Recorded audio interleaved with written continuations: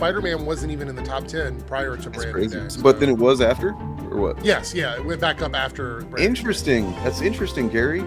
Gary, are you lying? Or this is from Diamond and the Comicron website. Comicron, yeah. Yep. Gary, I mean, we caught you, bud. We caught you.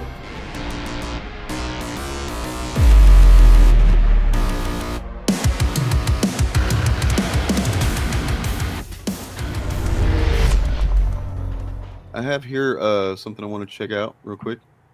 It is I believe I have it downloaded. It's a Nerdrotic video. But he, they reacted to the news of the new Spider-Man film title the other day. Okay. Oh my God, I'm behind. I didn't even know they announced a Spider-Man film title. Mm. Oh yeah, they did. You didn't know that, really? Here, I'll no. give it to you. Yeah. The whole title here, the reveal for you, because I took the time to make this thumbnail and we didn't even really cover it last week. So. You guys, this is my catch-up stream. So it was announced about Mm-hmm. 14 hours before April 1st. So but I didn't see it that day. I saw it on April 1st, and I'm like, nope, wait. Apparently, it's real. And they also announced Spider-Verse. The next Spider-Verse movie will be out in what 2026? 27. Okay. Yeah. Talk about. Have you read Brand New Day? Do you know what the story that's based off of? I know what it is. Yeah. Well, Nerdrotic. Yeah, I'm aware. I think he does, but I don't think that he really maybe does, or he's possibly. I hate to accuse him of this grifting, but we'll see. Let me find. What are you saying? He might be a fake comic book fan? Because I would never say call that. Him that without proof. I know. I shouldn't be so flippant with the name calling like that. I mean, I did love Polaris in Deadpool and Wolverine. I thought she was a great villain. And I really like how Madam Hydra is going to be in Thunderbolts. You know, clearly, yes. I mean, I loved her role in Falcon and Winter Soldier and Black Panther, Wakanda Forever. She was great in those. I mean, she was actually in Agents of S.H.I.E.L.D., but they wouldn't know that because they don't watch the stuff. Oh, no. Now, let me set this up because I have not watched this. I only saw it listed, and it's titled, "What the fuck were they thinking? Spider-Man 4 title reveal is a slap to the face of comic book fans." And I'm like, wait a second, but like, so here's what I'm predicting, and I will say if it's wrong, I'm wrong. But it seems like what he's trying to do is use One More Day, which is different than Brand New Day, because One More Day pissed everybody off. Everybody's still pissed off at that shit. However, One More Day is Mephisto stuff, right? Yep, that was Brand New Day was what came after, and generally was pretty okay from what I remember. I mean, yes, it was still frustrating because it's in the after. It's literally the first part of the new Spider-Man paradigm where he isn't with MJ anymore and stuff like that. So it's like, well, this sucks. But I mean, it was done pretty well. It was like it felt as good as that could be. It was written all right, you know. That's not the one that pisses fans off. And then when you really think about this, they've already done Brand New Day in the MCU. I mean, I'm sorry, One More Day. That's basically what No Way Home was. Right, because of the whole spell. Way better, everybody though. forgetting. Oh, way better. But like, I said that the other day, and like, I don't know if it was Morgan or somebody was like, "Wait, what?" And I was like, "Yeah, think about it. You literally, I mean, no, it wasn't Mephisto, but he used magic basically to fucking get rid of his relationship to MJ and make everybody forget his identity, which is exactly what happened in the comics. It's like, oh shit. So yeah, they've already done the thing. Essentially, Aunt May even died. Aunt May. Yeah. What she didn't do in the comics, that was actually what it was about. Well, yeah, but I mean, yeah, you can let it flip, but yeah, so I mean, her maybe death I'm was wrong. involved. Maybe he's doing some other kind of grift here about the title and being a slap to the face, but this is just what I, kind of guessed. It's called fucking Brand New Day. So Spider-Man Homecoming made some sense. It's from the comics. It's from the Straczynski run, and it was kind of Spider-Man's coming home to Marvel, except he's really not at Marvel because he belongs to Sony forever and they're never going to get it back. And the chance they had to get it back, they decided to pass up because it was too much money. And now they're never going to get it back. But then it was Far From Home and No Way Home. Those are lame titles. I like No Way Home. It's a lame fucking title, but this one takes the fucking cake. Brand New Day. And you're like, well, it's kind of, no, what did it sound like, Gary? What did it sound like? Brand New Gay? I don't know. No. Somebody oh my in the gosh, chat it's even said stupider than I thought. Yeah. Someone in the chat said how long before it's Brand New Gay. 1 minute and 28 seconds is how long it was. Oh my god. Is Mahler even a comic book guy? No. No, So I don't understand why he's on a comic. He's book not stream. even a movie guy. he's not. Yeah, he's not even a movie guy. Yeah, but He isn't poses this on. isn't this He's from a the movie comic guy the book same way stream? Trump is like a brilliant businessman. You know what I mean? Yes. Yeah. No, I mean, like, I feel like if you're doing a comic book stream, you would have 3 comic book fans on the stream. Like, I don't. Also, a comic book stream. Why are we talking about comic book movies? Isn't it supposed to be about comic books? Well, Isn't that what the stream is supposed to that's be? getting a little bit pedantic because I feel like if I did a comic books like specifically mostly focused on comic book stream, I would also talk about adaptations. Maybe, Yeah. but they already do that on their other shows. I mean, look, they're all just excuses I'm looking to at push the message, you know. Yeah, I'm just curious. Like the reason they got rid of Nina Infinity was supposedly she wasn't somebody that reads comic books. So that tells me that they do want to primarily focus on people that read comics. So Mauler being there doesn't make any sense. I feel like maybe they were lying about that Nina thing. Maybe. Yeah. Possibly. Let's face So- it. I think it's pretty clear Nerdrotic hasn't read comic books since probably like 2002 or something like that. I mean, you know, it's possible that he does remember and knows these facts about like Straczynski, you know, being, you know, but I mean, Straczynski wrote Spider-Man for a long ass time, so it's kind of hard to like. You know, there's a whole period where you just kind of point to a Spider-Man comic and go, "That was." You could throw a dart and hit Straczynski. So like, Yeah. But I mean, you know, to a lot of people, that sounds really knowledgeable to say that, you know. No, it's kind of wild. I don't actually think I've actually read any of Straczynski's Spider-Man stuff, which is kind of funny. I am a fan of Babylon 5. For what it's worth. It's kind of funny that they're not making fun of Sony for their titles like Let There Be. I mean, yeah, because those movies are kind of just goofball movies anyway. I'll be honest, I kind of like them. I liked them each one time, and then I'm done. You know. Sorry. I will admit I kind of like Let There Be Carnage. I don't really like the other ones. Let There Be Carnage, but not because it's good. One. Okay. Really? Well, I mean that.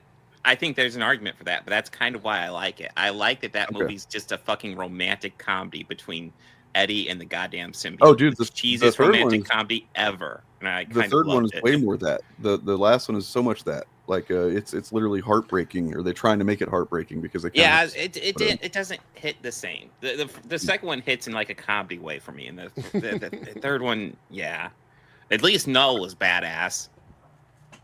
Spoiler: he wasn't. Yeah, I mean he said some stuff at the end. Remember, he said, "I'm gonna I'm gonna come back MCU. You got to put me in the MCU." And then Marvel's like, "Nah, we're not doing that, dude. Shut Yeah, up. we're good. Stop it. What's her name?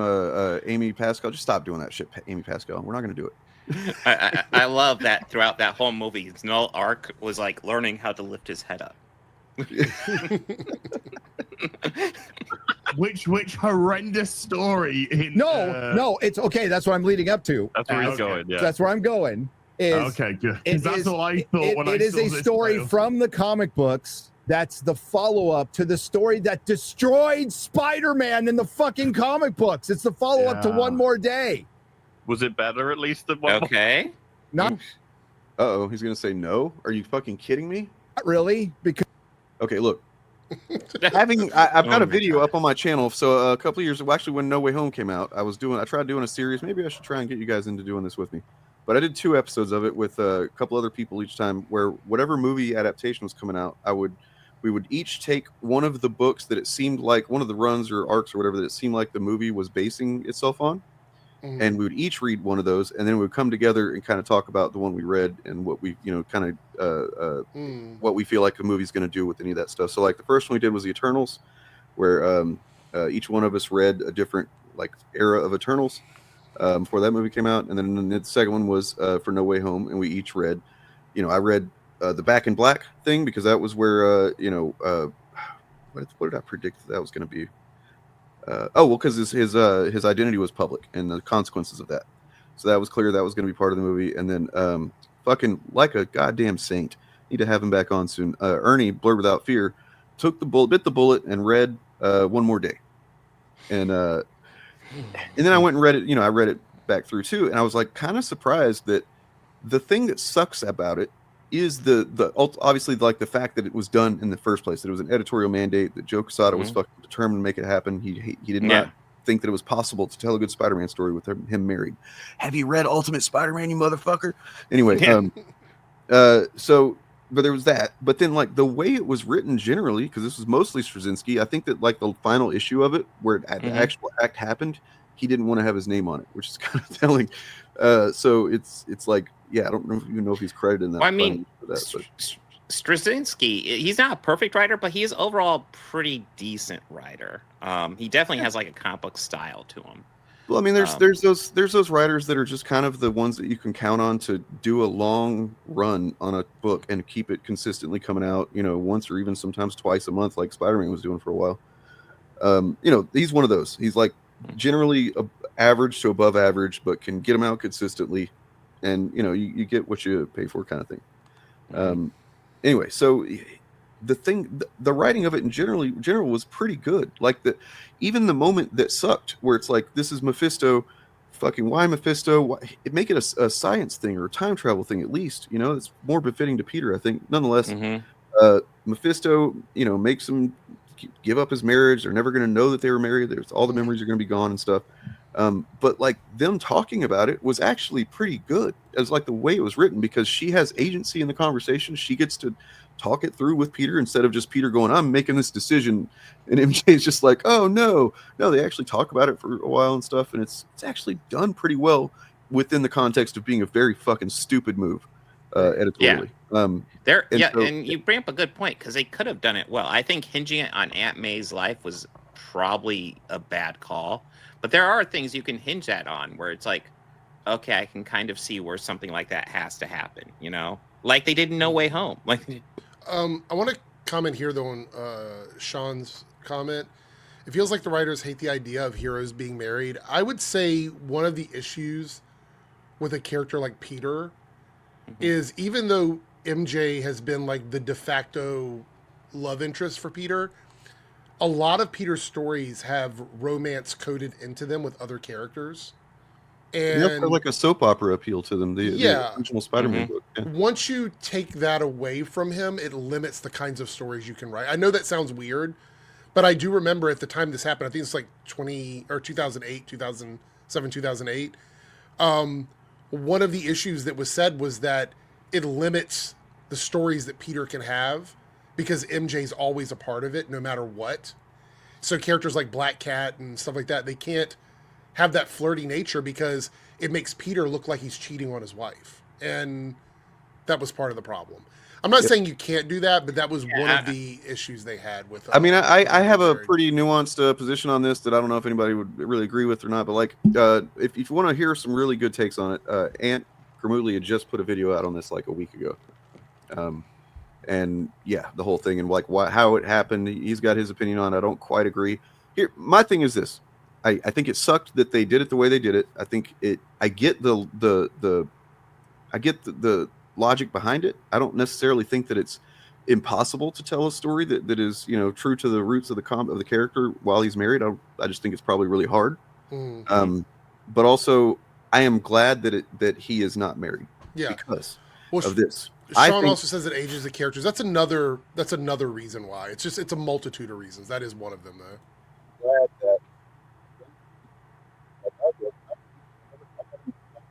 You're out again, Dane. Uh-oh. There you are. Check. When I got into reading comics, Peter was married, which was something I didn't relate to at all. And then I found myself, you know, kind of like enjoying more whenever he wasn't married, or going back and reading before he was married and stuff. And like, oh, this is kind of more fun. He's you know, he's literally married to a fucking supermodel. You know what I mean? And he's getting laid all the time. They have a great relationship. That does kind of remove some of the fundamental stuff that makes Peter, you know, a good character, or at least a relatable character. He's awkward. He's, you know, had bad luck with women and stuff like that. And I mean, that's kind of what Brand New Day did, though. It kind of reset him back to that awkward, struggling for money, looking for the next dollar while still being Spider-Man, no family. You know what I mean? Like, all of that was included in Brand New Day. Here's why I don't agree with this, man. Well, like, I know I get what you're saying, yes, but at the same time, I like that people that aren't me, like younger people, can still get into Spider-Man and have a similar experience to what I did, or whenever Spider-Man wasn't married, or whenever people were first reading Spider-Man, like the thing that made him popular in the first place. I am not so selfish that I'm just like, I want him to be what I think he should be. And these little kids that can't, relate to a married 30-something-year-old college professor, fuck them. You know what I mean? Like, I like the fact that there's an entry point for people, because now you've got Ultimate Spider-Man, which he's married, he's got kids, they're all doing spider stuff at this point. Spoiler alert. Well, not MJ yet, but there's also an argument about the will they, won't they angle of these kinds of stories, because you can drag it on for as long as you want. You can introduce possible tension with love interest. For example, if MJ and Peter are just seeing each other and another hot guy comes along, it threatens Peter's relationship with MJ, and then you have that, dynamic. Or the same thing with like a Black Cat situation where you have another woman that's in the picture and stuff like that. These are all storytelling elements that some people would say it's unnecessary, but I do believe it's a very common trope in storytelling. Superman's a fundamentally different character than Spider-Man. Yes. It's to compare the two and like say that should work for Superman, it should work for Peter, it doesn't make any sense. Also, this is not why Miles is there. Miles does not exist to do the things with him that can't be done with Peter. He's his own character. He should not be like get the hand-me-downs or the second string stories that they couldn't do with Peter. I think Miles deserves better than that. I think I'm a bit more nuanced than you guys. I think I won't lean towards keeping them together. But I do understand where you guys are coming from. I don't know. I don't really have a preference for either. Like, I'm not arguing for either one of those. If he would have been married, he would have been married. If not. But I'm just saying that I think from a writing standpoint, having Peter living with the Avengers, being married to MJ, not working for the Daily Bugle anymore, like all of these things that made him who he is, I believe so much of that change almost fundamentally changes the character for a lot of people. That's what I think.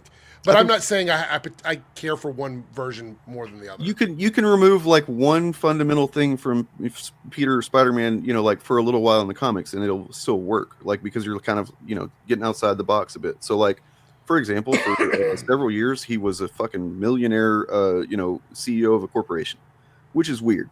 That goes against the whole thing. He's always been kind of a poor guy, struggled with rent and all that stuff. But everything else was essentially the same. He was still having trouble with women. He was still having bad guys, Green Goblins, shit like that all the time. So it's like there wasn't too much removed from what we know Peter and Spider-Man to be. But then you take another element of that away, where he was also to be married. Then it's like, whoa, hold up. You know what I mean?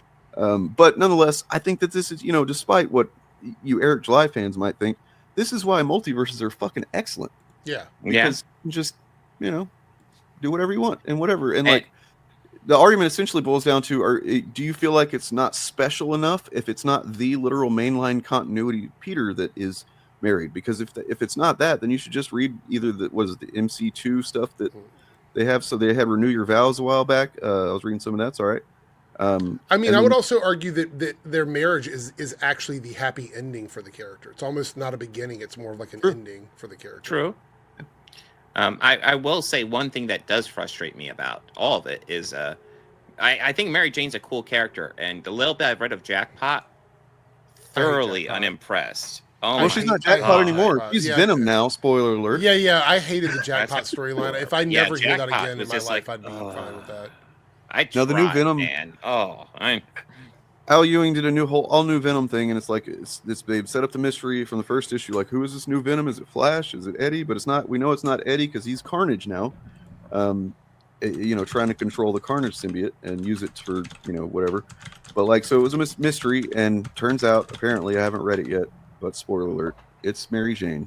Well, now I need to track down a copy of that because that sounds kind of interesting. That's the reason Ant made his video, and as he explains in that, like the real problem is that they don't know what to do with Mary Jane. Not that, and I agree with him on that. That like they just keep, she's Jackpot, or now she's working for Tony Stark, or whatever the hell they've done, just random shit with her because they don't know what to do with her. She's a character people know and love, but if she's not with Peter Parker, then what do we do with her? So I don't know, just slaughter in here, slaughter in there, do this. Yeah. I think she was Spinneret in the Renew Your Vows stuff, Simon. Anyway, you guys seen Napoleon Dynamite? Yes. What's his name? Uncle Rico? Mhm. He's like, he's stuck in the fucking glory days, man. He used to play football, and he's Yeah. that kind of guy. Nerdrotic's literally doing that with this footage right here. Oh. Oh Jesus! This is him going, oh man, remember the fucking Yeah. the comic shop that I fucking ran into the ground because of I don't know why it happened, but and I mean, apparently is this his comic shop? yeah, it's Comic Outpost. Yeah, Oh. Oh yeah, it is. Yep. Maybe security cam footage. I guess so. Or What? I have to wonder, Gary. What happened to your comic shop to get like it this full? You know what's funny is anytime I'm talking about something that's related to gay people in general, and I mention something about like what I've done in the community or something like that, they're always like, why do you have to always bring that up whenever you're talking about stuff? Why is it whenever Gary needs to validate like comic book reading, he shows clips and videos of him in interviews and things like why is that necessary? I mean, if you're going to complain that I do it or that we do it, then why is this necessary? This doesn't make any sense. The same reason double standards. That Drink. I haven't heard Drinker really mention it as much, just randomly himself. I don't know if I've ever heard him, but like his fans will definitely bring up that he fucking writes novels or whatever. Right. So New York Times bestsellers, I'm sure. No Way Home is a better name than Comic Outpost. Okay. I mean, kind of random, but sure. So interesting thing is, by the way, a couple weeks ago, you guys might have heard that I just wanted to see what would happen if I got a subscription for a month to one of those background check services, and the guy I looked up was good old Gary. There's actually a couple of listings on his record for Comic Outposts at different addresses. One of them literally called Comic Outpost 2, and I'm like, wait, did he fail at it twice? I don't know. I don't know the details. Don't know the story there. But it's possible that he literally fucked it up twice for himself. So he got rid of it in 2008, literally the year that Brand New Day came out. I believe it came out in 2008. So just another 14 years, huh? Damn. Yeah, the 2008 January, actually. So yeah, right there. Yeah. So I think I was pretty much right. He's trying to do panic. I know it's not good. I'm curious to what he says though, if he goes in on, because Brand New Day is better than One More Day by a lot. Yeah. I mean, it's.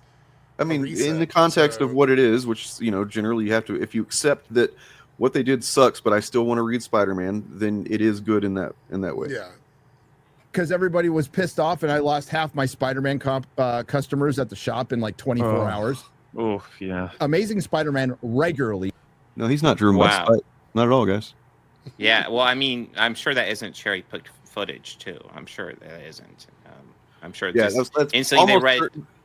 Yeah. Dude, I wish I could know. Wait, is there anything that says Free Comic Book Day here? Because that, if you just put it in Free Comic Book Day, all right. Yeah, like one day it's like all packed and they all read One More Day and everybody gives up on all comic books. Guys, I have a confession. Usually when I read an issue or two of a comic book series that's bad, I stop reading that comic book series, but then continue with the other ones. Isn't that weird? Isn't it? Oh, wow. Whoa, you're nothing but media, Ryan. Dude, yeah. That was 2007, 2008 was when that happened. One More Day, wasn't it? Yeah. Holy shit.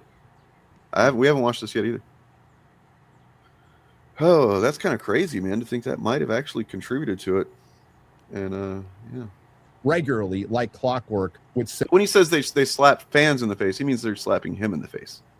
And his dreams of being an old, meth head selling comics. So I just checked. There were 1, 2, 3, 4, 5, 6, 7, 8, 9, 10 different Spider-Man titles bouncing around in 2007, 2008. So of course.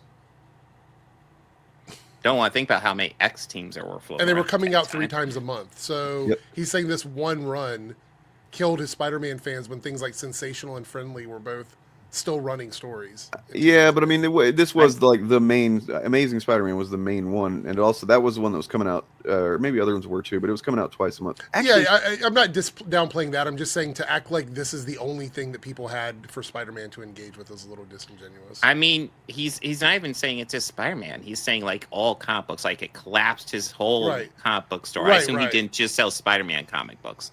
So I think that's wild. So like everybody was just coming to a store to read Amazing Spider-Man and just was like, "Fuck this," and it just quit his store. It was a big seller. Like, to be fair, I'm sure it is, but like it's not the only book. It's not. No.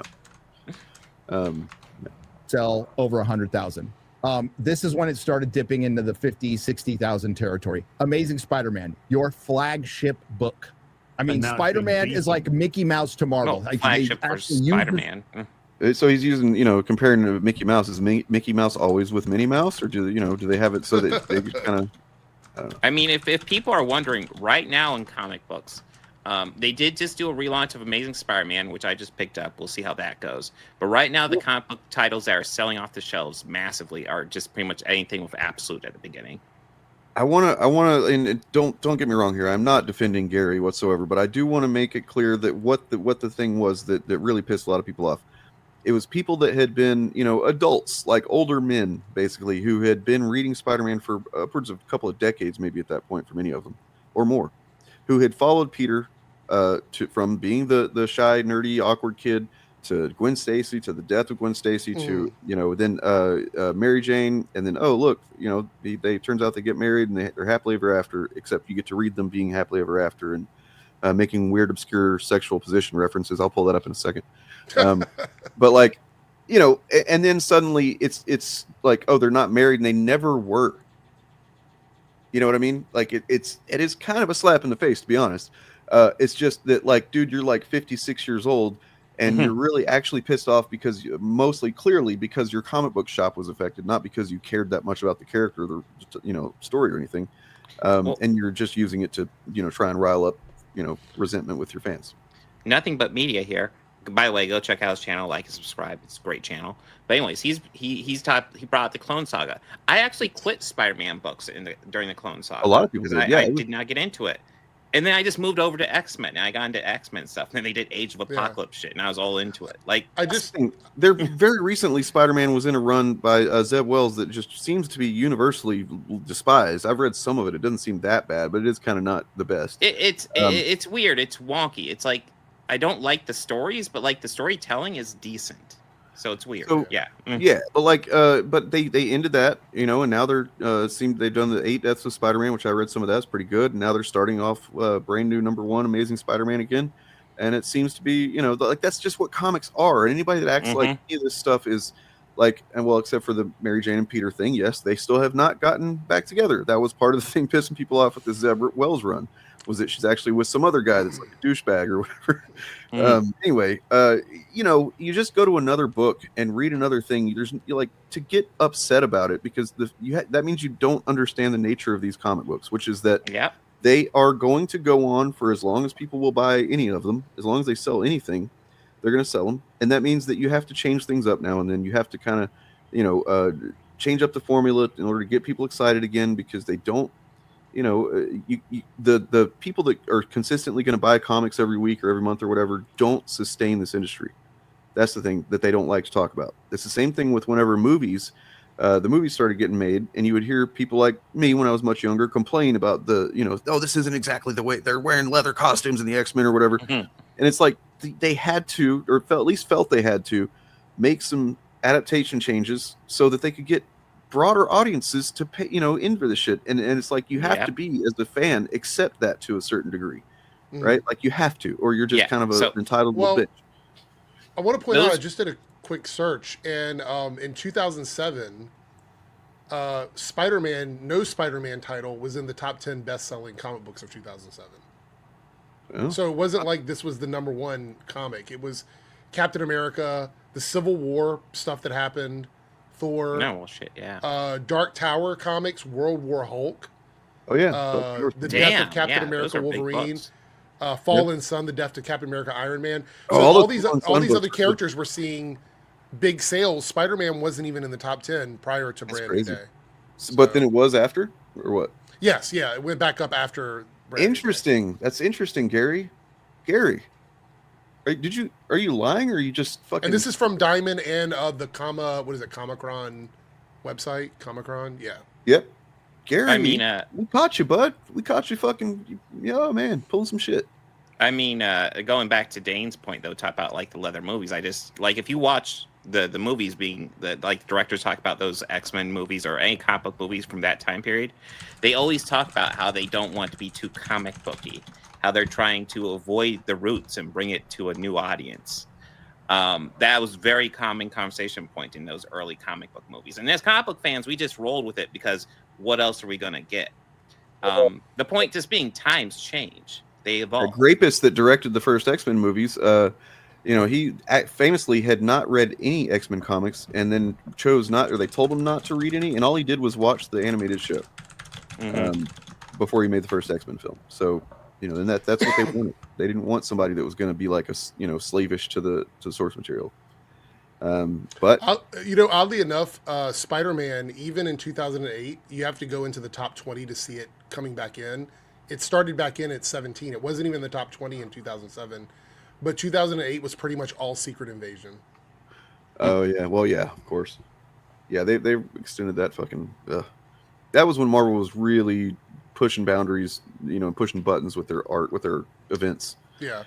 Every time they had a successful one, they're like, we're going to make it bigger and encompass more comics. One More Day took Spider-Man completely out of the top 20. And then Brand New Day brought it back into the top 20, but it was still struggling to get into the top 10. It was number 17. Damn. So arguably this was a damage control situation with Marvel. I'm sure it was. I'm absolutely positive it was. This is true. This is absolutely true. That's that's the lesson that they took, because before Blade, a lot of people don't remember. Oh my God. Comic book movies were dead because of Batman and Robin and Spawn. They were like, nobody wanted to touch the shit. And if you go back and look at the marketing for Blade, guess what you won't see anywhere? Marvel. Yeah. They did not want to fucking advertise it as Marvel because they were like, no, it's not a superhero. It's just a vampire hunter guy. The Spider-Man stuff in Civil War was a big deal, but none of the Spider-Man tie-in comics was in the top 20. It was like Captain America, X-Men, all that stuff was in the top 20. Spider-Man was not. Just to reinforce the point briefly, I just want to show people an image of comic book Blade before the movie. Oh, God. Oh, yeah, I'm going to pull up that Spider-Man picture I talked about, too. Oh, okay, that's right. I have to remove this. The sex positions? Yeah, that is Blade. Yeah. Oh No, that's not the movie was not accurate to that at all. Right. You sure?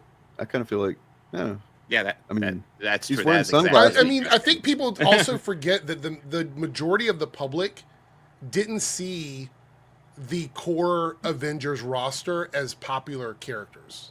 Like, true. Yeah. Iron Man and Captain America were very risky films for Marvel Studios. Particularly because a lot of people would have classified them as D-list characters in pop culture, because you had X-Men, you had Spider-Man, you had Superman, you had Batman, you had these big characters that were definitely like the top of the list. Captain America wasn't huge. Iron Man wasn't huge.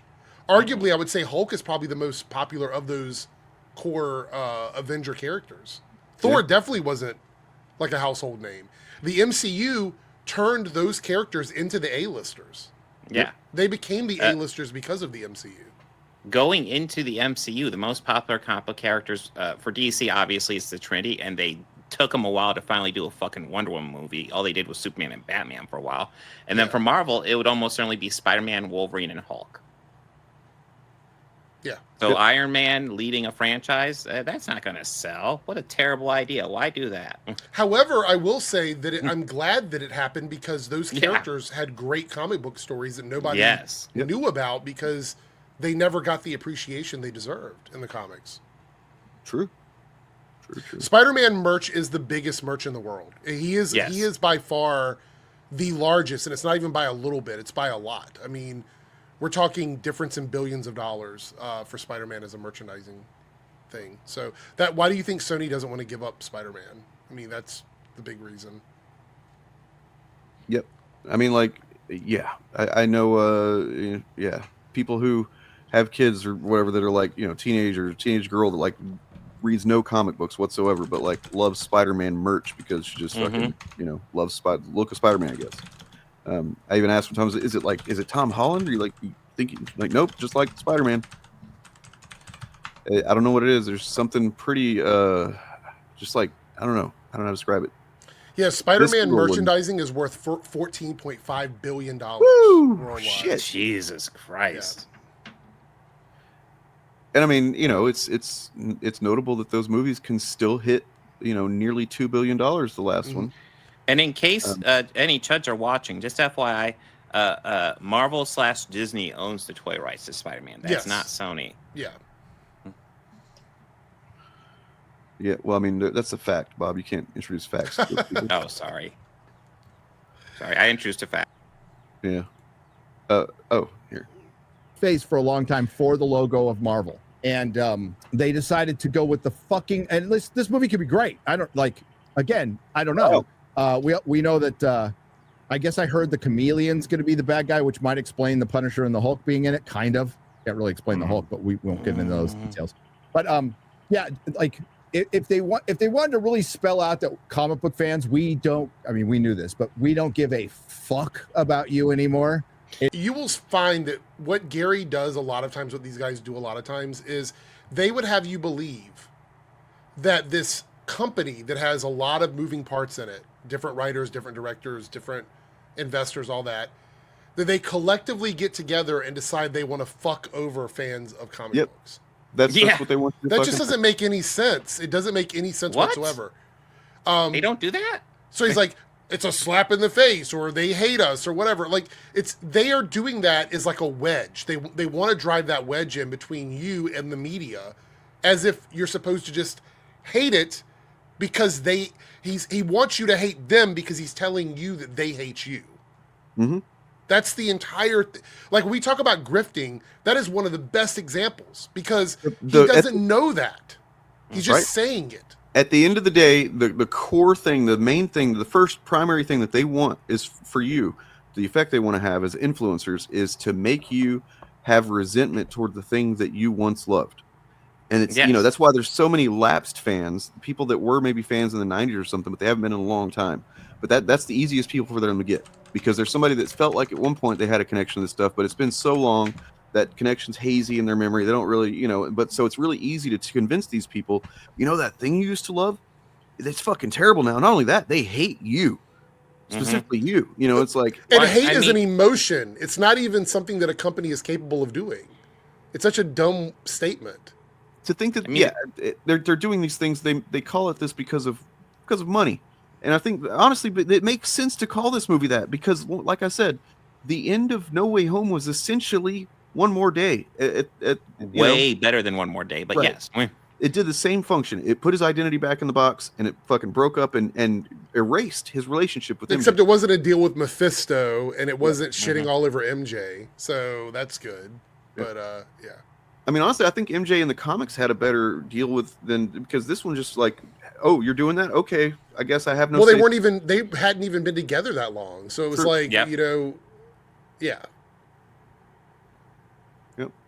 I found they hate you. There's a slap in the face. Shut the fuck up. Fucking disingenuous, man. So disingenuous. Go groom your beard, fucking caveman. Go groom your Star Wars theory, man. The shy, nerdy, awkward kid to Gwen Stacy, to the death of Gwen Stacy, to, you know, then Mary Jane, and then, oh, look, you know, they turns out they get married and they're happily ever after, except you get to read them being happily ever after and making weird, obscure sexual position references. I'll pull that up in a second. Imagine being a little kid and like trying to get into Spider-Man, and this is what is going on in Peter's private life. Not Spider-Man stuff, but in, you know, his private life, he's with a supermodel. And he's like just being a suave ass motherfucker, and he's gonna give her the Venus butterfly. That is literally the coolest sentence anyone has ever said. So the Venus butterfly is a term used for various sexual techniques, one of which was the subject of the 1988 book The 1 Hour Orgasm, which first publicly mentioned in a 1986. Good job, Peter. Fuck yeah. However, a technique of the same name appears in the book The Sensuous Woman, which was first published in 1969. So there's a LA Law episode where they talk about it. It's called that. I remember as a kid, I kept up with LA Law, so I would have been down. So it's an oral technique, essentially, is what it is. Damn, Peter. Yeah. So, you know, unlike Batman, apparently, if you remember that from a couple of years ago, where the DC was like, Batman does not eat pussy or something. Peter does. And he's telling you he does. Good for he's Peter, He's being yeah. very upfront about it. So, you know, I kind of I'm going to eat your pussy. Let's go. Yeah, that's what he's saying. This is them saying Peter can get it. Right. I'm gonna fucking munch down on that. I'm gonna yummy down on that box for about an hour until you just fucking come everywhere. Okay, that's what's going on in Peter's. And the door closing says plamp. I've never seen that one before. Plamp. Yeah, that's a new one.